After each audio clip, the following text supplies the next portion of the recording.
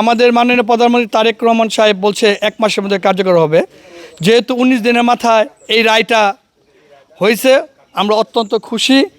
আমাদের পরিবার পক্ষ থেকে অনেকে খুশি, গ্রামবাসী থেকে পক্ষ থেকে খুশি, সারা বাংলার মানুষ পক্ষ থেকে বিশ্ববাসী খুশি।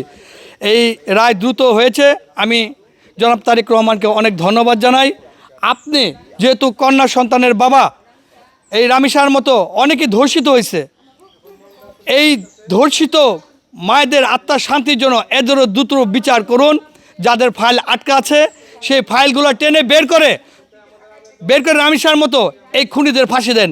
এই নরপিসার জন্য বাংলাদেশে আর জন্ম নিতে না পারে। অনেকের কন্যা সন্তানের বাবারা বলে আমার আগ্নেয়াস্ত্র দরকার, এই অস্ত্র যেন না নিতে হয় আমাদের হাতে। আমরা সবাই সভ্য সমাজে সবার সাথে ঐক্যমতভাবে আমরা বসবাস করতে চাই। আমরা যেন এই জঘন্য কাজ কারো পরিবারে দেখতে আর যেন না পাই।